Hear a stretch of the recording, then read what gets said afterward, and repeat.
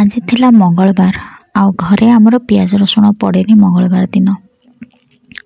तो मत आज रोषे करार फास्ट मु डाली करने यापर मु पोटल आलूर गोटे रसा तैयारी करी जोटा कि बिना पियाज रसुण तैयारी करछि। तो डेरी नक वीडियोटी स्टार्ट करदवा। देखो आलू आ पोटल को भलसे काटिकी पानी रे रखी देछि। तापर मसला जो बनैबा कषा करने गोटे मसला दरकार। मसला गोटे टेबल स्पून जीरा, टिके अदा, आलमंड मो पाखे किसी थिला आलमंड आउ चिना बादाम ताकू सब किसी समय भेदेकी रखीदेली। रखिकी ताकू मु शिଳରେ बाटीदेली। ताकू ग्राइंडिंग कलेनी कारण आलमंडटा टिके बड़ से तो भलसे ताकू शिଳରେ बाटीदेली प्लेन करके। मसला आमर रेडी हो गला। मसला देके बनइबे तरकारी बहुत बढ़िया बनइबो। पियाज रसुण किसी दरकार नहीं। देखो पूरा व्हाइट कलर देखा जाउची। ग्रेवीटा ग्रेवी जदि आपण करिवे भी व्हाइट आसीबो।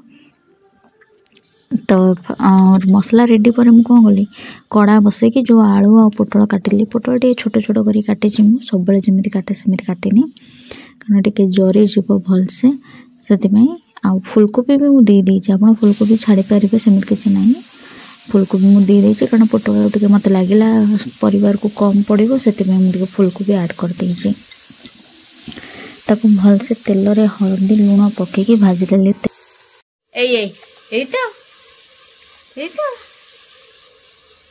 अनौनी अनौनी किए ये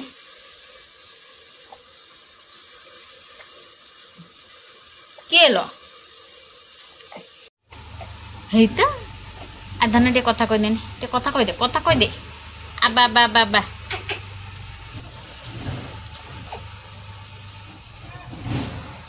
किए देख नहीं देख मत अन चुली की अनौ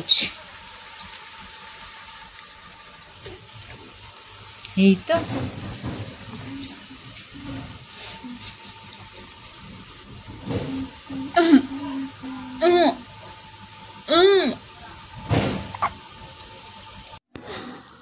जे पर्यंत पोटल आलू भलसे भाजी होता आम झील सहित टी खेली नेली। हाँ तेल रे हलदी लुण पकेबार कारण तेलटा टी भल कलर हो परिबा जहाँ भी भाजवा से गोटे बढ़िया से गोल्डन ब्राउन कलर आसो। तो ढांकी ढांकी मु भाजुची जेहेतु पोटल पड़ी टी नरम होगा टाइम लगे आलू भी सीझिब। तो मोस्ट ऑफ मुझे ही सीझे देती भाजी भाजिका भजा मोर हो गला। तो ताकू मु गोटे काढ़ दूसरी जगार तापर से कड़ा को टिके धोईदेवे। धोई देके तेल मु गरम कर देछि। गरम करके चीनी आप पारे कलर पाई।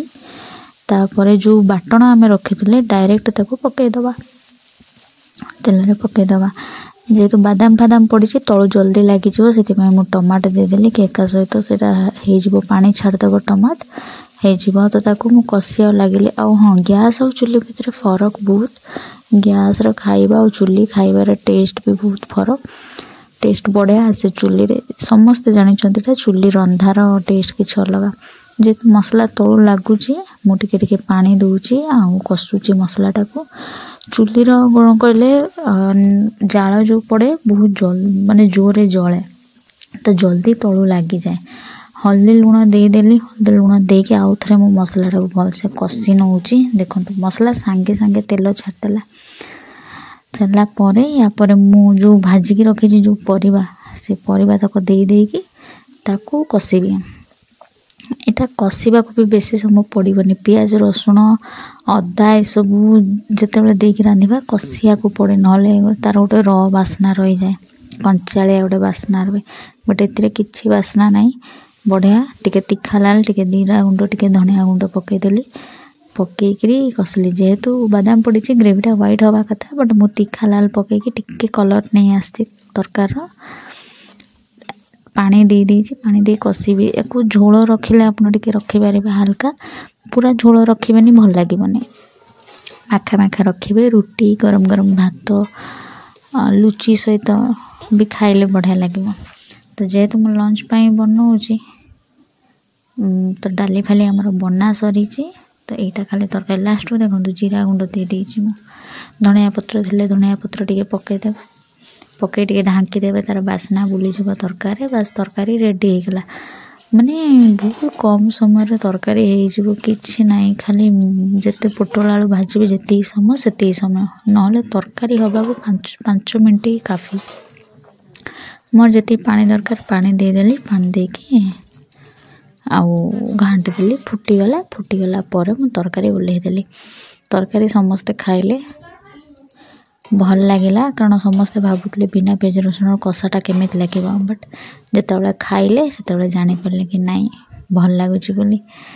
ତ ଆପଣ ବି ଥରେ ବନାନ୍ତୁ, ବନେଇ ଖାଆନ୍ତୁ। ଲାଷ୍ଟକୁ ଦେଖନ୍ତୁ ଗରମ ମସଲା ମୁଁ ଦେଇଦେଇଛି, ଏଇଟା ଘରେ ବନା ଗରମ ମସଲା। ଆମର ସବୁ ରକମର ଖଡ଼ା ମସଲା ଭାଜିକି ଗୁଣ୍ଡ କରାହେଇଛି, ତା'ର ବାସ୍ନା ଅଲଗା ପ୍ରକାର। ସେମିତି ଗରମ ମସଲା ବନେଇକି ଆପଣ ସବୁ ତରକାରୀ ୟୁଜ୍ କରିବେ, ଦେଖିବେ ତା'ର ବି ମାନେ ବାସ୍ନା ଆଉ ଟେଷ୍ଟ ଦୁଇଟା ହିଁ ବଦଳିଯିବ। ଆଶା କରୁଛି ଭିଡ଼ିଓଟି ଭଲ ଲାଗେ। ଯଦି ଭଲ ଲାଗିଥିବ ତାହେଲେ ଗୋଟେ ଲାଇକ୍, ସେୟାର ଆଣ୍ଡ ସବସ୍କ୍ରାଇବ୍ କରିଦେବେ।